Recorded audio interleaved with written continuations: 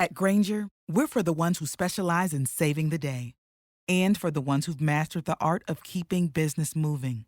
We offer industrial-grade supplies for every industry with same-day pickup and next-day delivery on most orders, all backed by real people ready to help. So you can get the right answers and products right when you need them. Call, clickgranger.com, or just stop by. Granger, for the ones who get it done.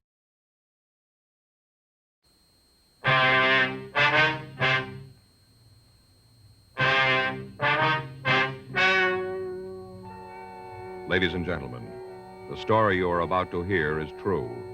The names have been changed to protect the innocent.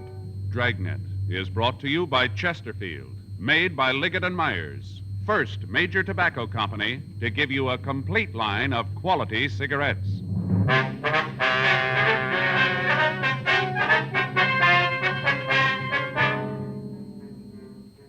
You're a detective sergeant. You're assigned to robbery detail. A gang has hijacked and robbed a bank truck. They've stolen over $100,000. There's no lead to their identity. Your job? Get them. During this holiday season, young America, all of us, will be concentrating on our favorite winter sports: ice skating, bowling, basketball, skiing. One thing you'll notice: whatever young America does, wherever it goes, Chesterfield goes along. Yes, Chesterfield is the choice of young America.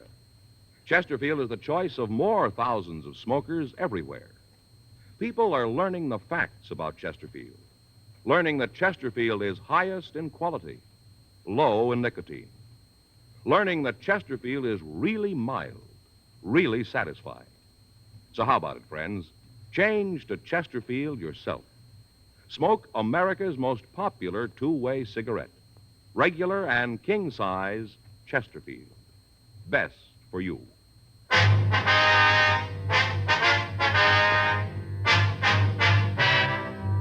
Dragnet, the documented drama of an actual crime. For the next 30 minutes, in cooperation with the Los Angeles Police Department, you will travel step by step on the side of the law through an actual case transcribed from official police files.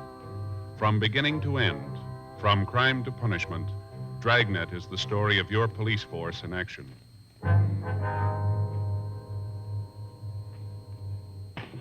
It was Thursday, June 5th. It was warm in Los Angeles. We were working the night watch out of robbery detail. My partner's Frank Smith. The boss is Chief of Detectives Thad Brown. My name's Friday. I was on my way back from the business office, and it was 10:52 p.m. when I got to room 27A. Robbery. Did you get him? Yeah, here's the gun. You got the double-aught buck? Yeah, Jack. Here you go. Any word yet? No, we ought to be hearing pretty quick. Nothing from Herman and Benson, huh? Last we got from them, they were over on Hobart. No action there? Nothing. I get it. Robbery Friday. Yes, ma'am. That's right. Well, when was this? No.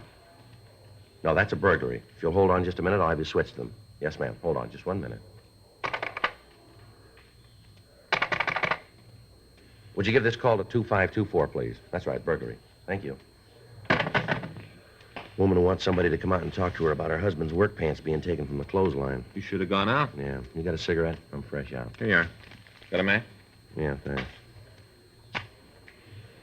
Well, you might as well sit down. Take it easy. We got no idea how long we're going to be here. Guess so. You know, I'm still not real sure about how this tip came in. You want to fill me in? Call came through this afternoon. Man refused to give his name, just said he had some information he thought we'd like to have. No idea who it was, huh? No. Said it wasn't important. Went on to say that he could tell us where to pick up the men who held up the bank truck. Well, I figured it might be a crank, so I asked him how we could be sure the story was true. how'd he answer that? Said he could prove it. Said he had some of the serial numbers on the stolen bills. You check out? Yep. Gave me the numbers from 10 of the 20s. I checked the serial numbers. They're good. And that's when he said he'd call back, huh? Yeah, said he'd call tonight around 10 and give us the address where we could pick up the men. It's late now, about an hour, huh? Yeah. But he knows what he's talking about. We got to be here when the phone rings. No way of getting an ID on him, huh? None. What'd he say about the men? They heavy? From the way he tells it, they're loaded. Got all the guns and ammunition they need to hold out for a week. He knows that. Why couldn't he give us the address this afternoon? He said he wanted to put a lot of distance between him and the rest of them. See how many there were? Not right out. The way he talked, though, we figure there's 3. Any names? No, said he'd tell us where to pick him up. Said when we blew the whistle, they'd tell us. Might be a little tight taking him then, huh? If the way they handle the guards on the truck is any indication, it isn't going to be a picnic. How many men we got? Herman and Benson, we can call them in. Murph and Rafferty, Stewart and Creasy. Where are they now? Well, I saw Murph and Raff down at the business office just a minute ago. Said they'd be right in. I get it. Robbery Friday. Yes, it is. Where? Yeah, put him through. Call from San Francisco. Operator says station to station. Might be our boy. Huh, you'd have to fly up north to get here this fast. Airlines don't ask for recommendations when they sell a ticket. Wait just a minute. This Friday. Who's this? Okay, if that's the way you want it. Yeah. Give me that address. All right, let me read that back to you. 1657 Garfield Place, apartment 408. Is that right? Okay. Why don't you tell us your name? It won't do any... Hello. Hello. Oh, he hung up. I'll have the business office get on it, see if they can come up with a number. You got the address? Yeah, I got that here. The way he put it, job might be tougher than we figured. What do you mean? Well, I asked him his name. I told him it wouldn't make any difference if he told us. Yeah? He said make a lot of difference. Said they'd kill him if they found out that he finked on them. That figures. Yeah. Said that when he reads in the papers that they're dead, then he'll come in. When they're dead. Yeah. Says we won't take him alive. 10 days previously, on Thursday, May 26th, 3 men had stopped an armored truck on its way to the Federal Reserve Bank. The truck had stopped for collection on Wilshire Boulevard. The 3 hold-up men had approached the truck and produced sawed-off 12-gauge shotguns. At gunpoint, 2 of the men forced the drivers to go out to the San Fernando Valley. The third followed in another car. On a side road south of Ventura Boulevard, the suspects had tied and then beaten the driver and the guard. The 2 men were placed in the back of the truck, and after stealing all of the cash in the vehicle, the thieves had driven off. As soon as the theft was discovered, men from the Federal Bureau of Investigation were notified. Together with them, Frank and I followed down every lead. The crime lab went over the truck but found nothing that would help us in getting to the thieves. Latent fingerprints were able to come up with nothing. The driver of the truck and the guard had been shown the mug books, but they were unable to make an identification. The method of operation was checked through the stats office, but when the leads that developed were checked out, we were in the same position as when we first got the call. We had no idea who the thieves might be. Descriptions obtained from the 2 victims were broadcast to the entire nation, but there were no kickbacks. The FBI weighed and sifted all evidence in its Washington headquarters, but they came up with the same results we had. Nothing. The phone call from the informant was the first concrete lead that we'd gotten. There were 9 men from Robbery Division and 3 teams from the FBI in the operation. From the information we had, we knew the suspects were armed and they were dangerous. The people in the building were gotten out of their apartments. The building itself was completely surrounded. 1:36 a.m. We moved in. Boys in the street are set. Let's go. All right. Did you check the manager? Yeah. Descriptions of the men in the apartment match the one we got from the driver of the truck. Checks out to be the same guys. The manager say how many there were? 3. She's not sure they're all in. All right.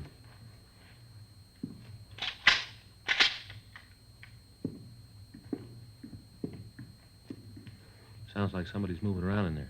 Yeah. You ready? Yeah. Let's go.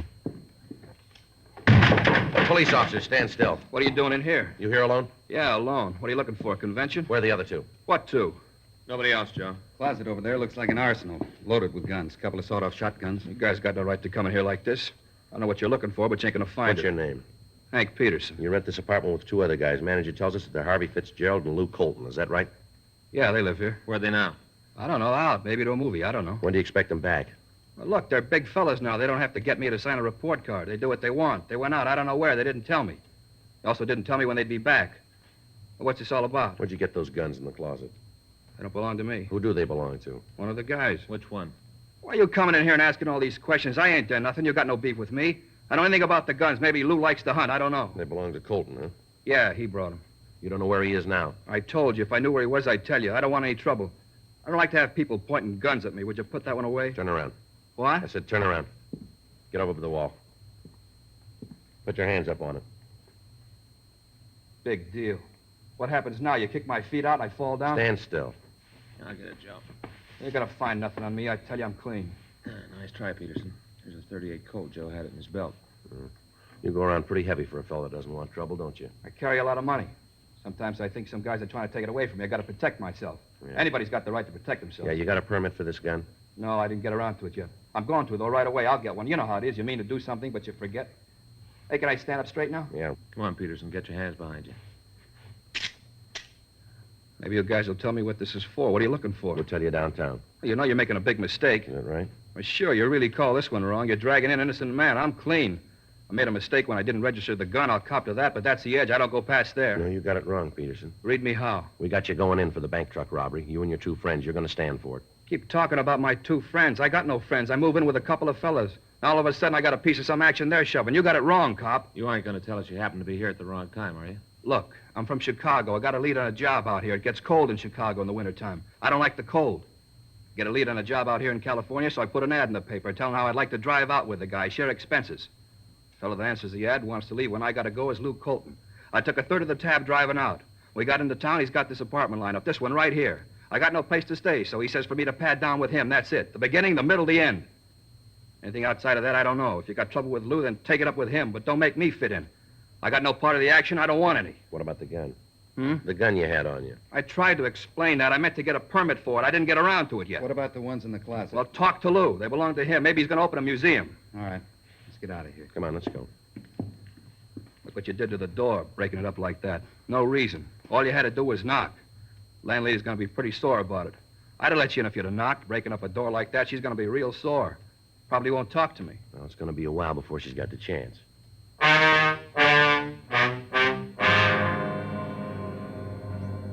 While Frank and I took Henry Peterson downtown, the other officers from robbery maintained the surveillance on the apartment.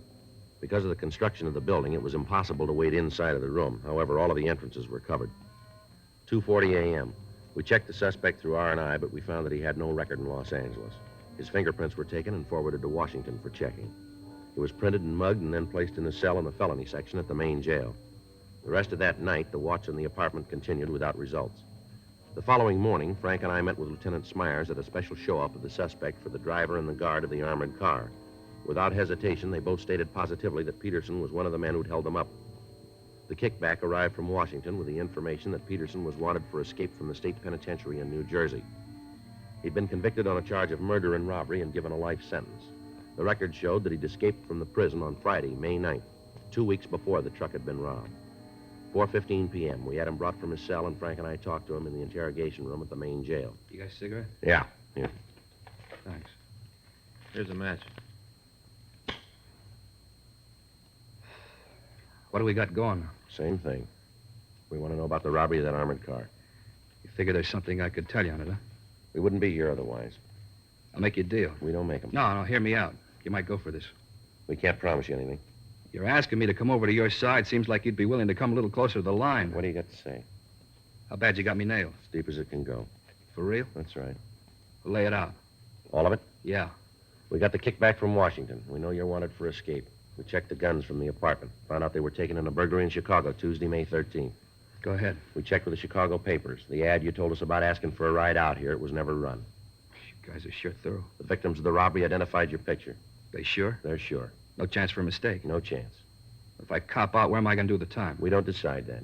You think they'll send me back to Jersey? I told you we got no say in that. It's so cold back there. It's nice here in California. I like to stay here. Nothing you guys can do so I can take the fall in Quentin, huh? Nothing.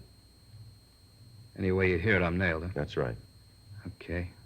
Maybe if it's marked down that I copped out, they'll let me stay in California. It'll be put down that way. Okay. Where do you want me to start? Try the beginning. Good at places, any? You were with the holdup, huh? Yeah. How about the other two? You picked them up yet? No. They haven't come back to the apartment. Might be good if they didn't. Where do you come up with that? Heavy, real heavy. What are their names? Luke Colton and Harvey Fitzgerald. Those are the names in the mailbox. Are they real? As far as I know. You aren't sure, huh? No. Part of what I told you is true. I broke out of a jail in Jersey, then beat it to Chicago. Laid around for a couple of days, then started to look for some action. I was broke. I needed a score to set me up. Sitting in a bar down on State Street one night, and I met Lou and Harvey. They tipped me to the job out here. You mean they came all the way out here to pull the one job? Yeah. They got a rumble about how it'd be a cinch. Came out to run it off, and then they figured on going back, leaving you cops with nothing. When were they figuring on leaving? I don't know. This was their part of the deal. I told them going in I wanted to stay out here. Didn't make any difference to them. We all figured that if we cut up a $100,000 score, none of us was going to look bad. For all I know, they might be on the way back now. Their clothes were still in the apartment. You know how many suits you can buy with a third of $100,000? Go ahead. Yeah, well, after the job, we made the split. Talked it over and decided to dig in for a few days and then take off. At least they decided to leave. Didn't say when. I told you now they might be on the way back now. Who else knows you're in on the job? Huh? Outside of you three, Colton, Fitzgerald, who else knows about it? Isn't anybody. Well, where's your part of the money? Got it down the bus depot. Got it in the locker down there. How long's it been there?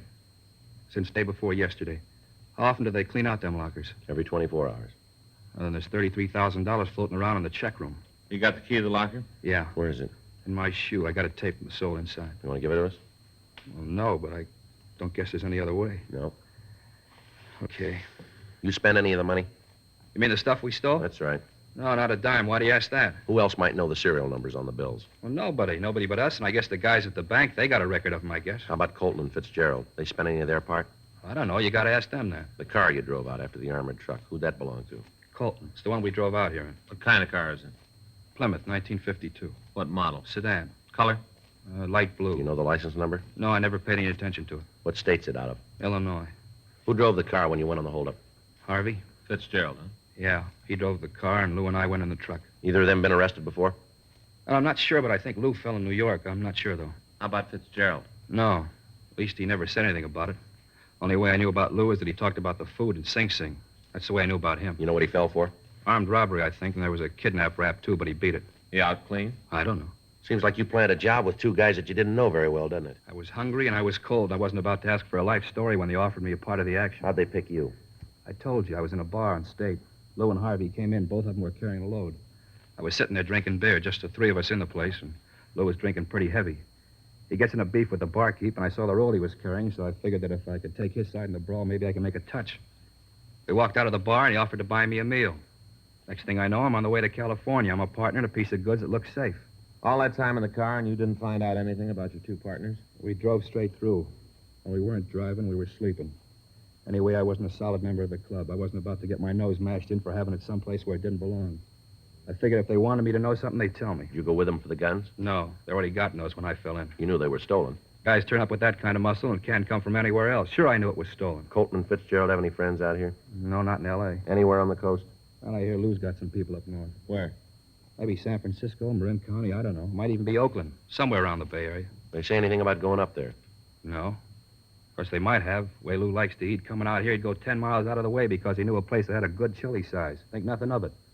Never saw anybody who liked to eat so much. Real gourmet. Only with him, it was glutton. He mentioned any names of people he knew up north? No, just said he had people. Anything about the car they're driving that'd make it easy to spot? What do you mean? Well, like a dented fender, a scratch, anything to identify it. Yeah, it might be something. There's a kind of scratch in the back left fender, I think. Woman backed into us on the way out here. Cut right through the metal. You think of any reason why they might ditch the car? No.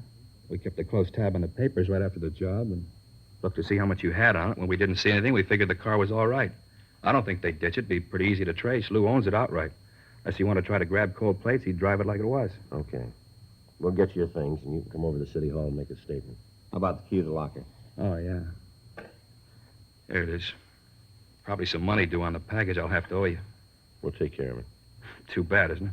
What's that? $33,000. I haven't got the dough to bail out the package. Well, it works out even. What? You'd have no place to spend it.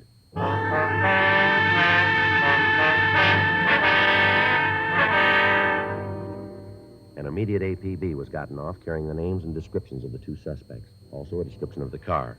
A radiogram was sent to DMV at Illinois, requesting the license and description of any car registered to a Lewis Colton. While Eleanor Eastlack took Peterson's statement, Frank got in touch with the telephone company. They'd finished checking the phone call we'd gotten from San Francisco, but the information they gave led us no farther toward apprehending the suspects. The call had been made from a pay booth in the ferry terminal building. We got in touch with the FBI and filled them in on the developments. As a result of Peterson's statement, the number of men maintaining the surveillance at the apartment on Garfield Place was cut to one team working days and one team working the night watch.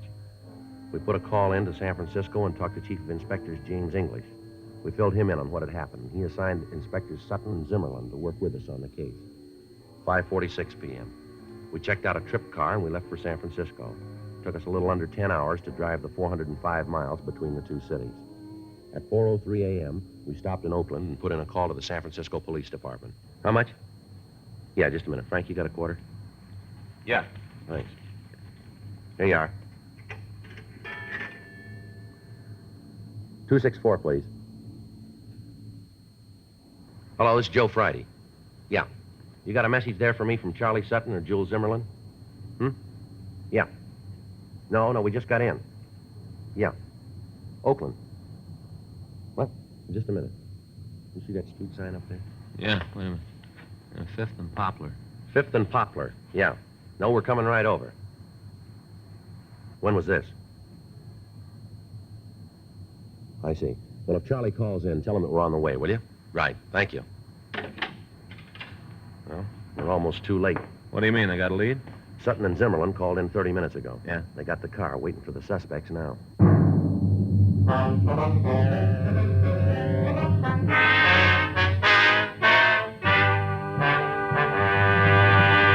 You are listening to Dragnet, the authentic story of your police force in action. There are good reasons why thousands of people are changing to Chesterfield every day. Why Chesterfield is the largest selling two-way cigarette in America. Why Chesterfield is best for me and best for you. To sell a product, you have to make it good and keep it good. What do the latest reports show about Chesterfield? Well, our research laboratory has compared it with the leading cigarettes in the country. Chesterfield is highest in quality, low in nicotine. People these days want facts. When you want people to use your product, you have to tell them what effect it has on people who do use it regularly. That's why a doctor has examined for almost 2 years a large group of Chesterfield smokers.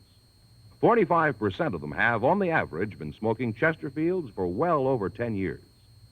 What is the effect on these people from smoking Chesterfield? No adverse effects to the nose, throat, and sinuses, says the doctor, from smoking Chesterfield. Consider Chesterfield's record with those smokers, with millions of other smokers throughout America. Another good reason for you to change to Chesterfield. Regular or king size, Chesterfield is best for me and best for you.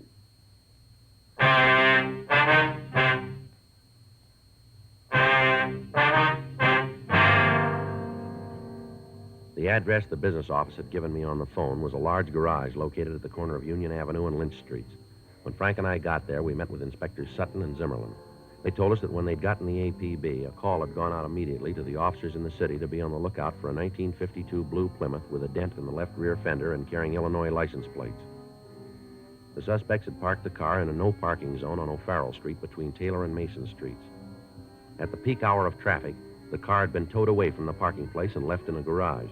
While it was in the garage, the information on it had been received from our department, and an immediate stakeout was placed on it. We felt reasonably sure that the suspects would return for the automobile. They had no reason to think that there might be anything wrong.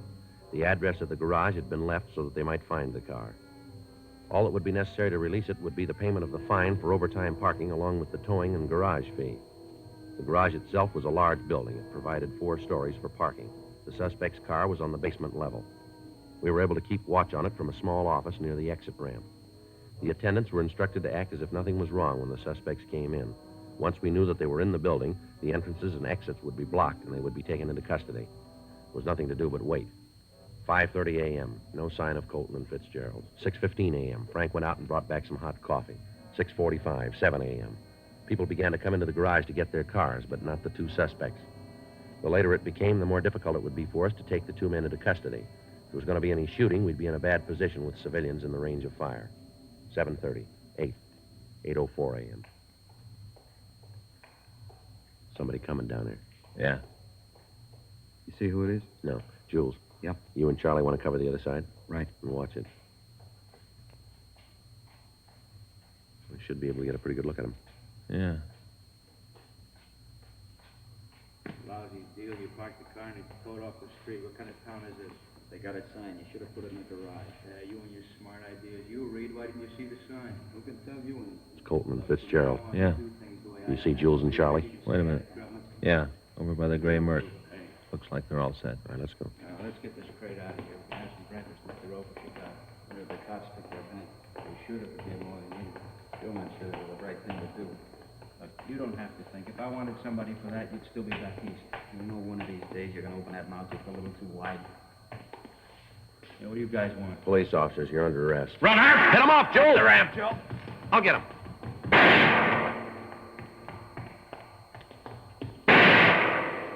Colton, this isn't the way out. You follow your own map, Pop.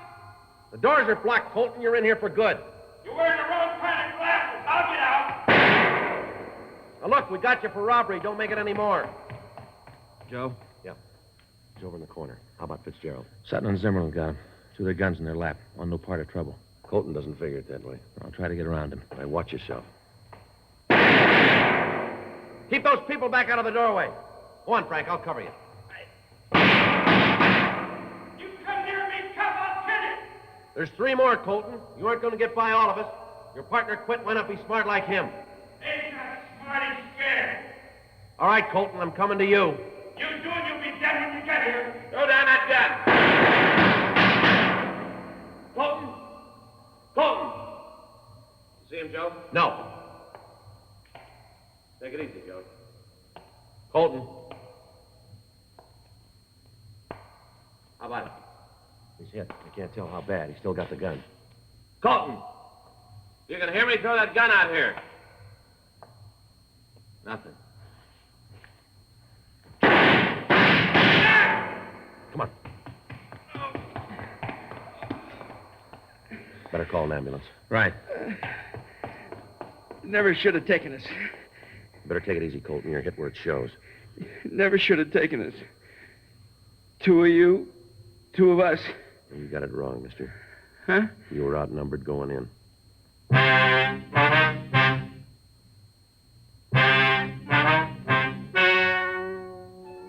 The story you have just heard is true. The names were changed to protect the innocent. On September 18th, trial was held in Department 92, Superior Court of the State of California, in and for the County of Los Angeles. In a moment, the results of that trial. Now, here is our star, Jack Webb. Thank you, George Fenneman. The Chesterfield Christmas carton is the most talked about gift of the year. It features the covered bridge, which of course inspired the Kissing Bridge song, now a highlight of the Radio City Music Hall Christmas show.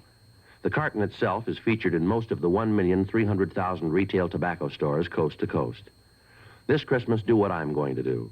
Give America's most popular 2-way cigarette, regular and king-size Chesterfield. Best to give, best to get for Christmas.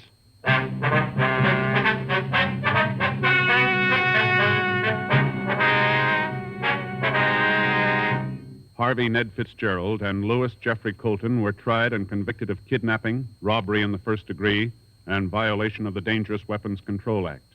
They were found guilty and sentenced as prescribed by law. Kidnapping is punishable by imprisonment for a period of from 1 to 25 years in the state penitentiary. Robbery in the first degree by imprisonment for a term of not less than 5 years. Violation of the Dangerous Weapons Control Act by imprisonment in the state prison for a period of not less than 5 years. Henry Vincent Peterson was remanded to the authorities of New Jersey for completion of his sentence. A hold was placed on him by the state of California in the event he is paroled. Be sure to read the current issue of Photography Workshop for an interesting and informative look behind the scenes with Dragnet. That's Photography Workshop, the current issue.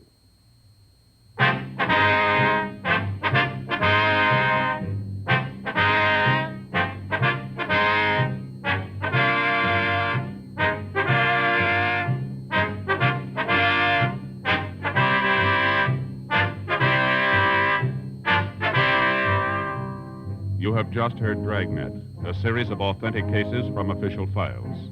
Technical advice comes from the Office of Chief of Police W.H. Parker, Los Angeles Police Department. Technical advisors, Captain Jack Donahoe, Sergeant Marty Wynn, Sergeant Vance Brasher.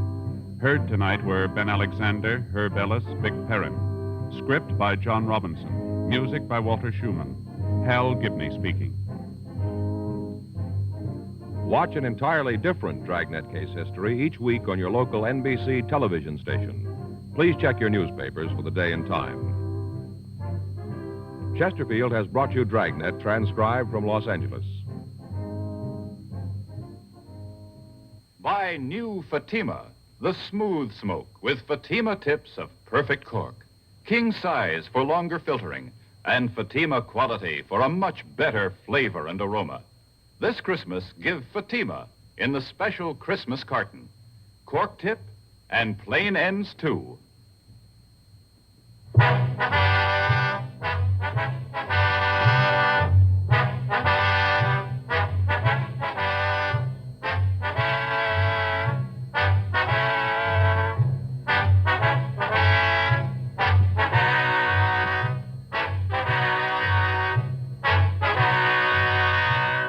Hear Merrill Muller and the news next on the NBC Radio Network.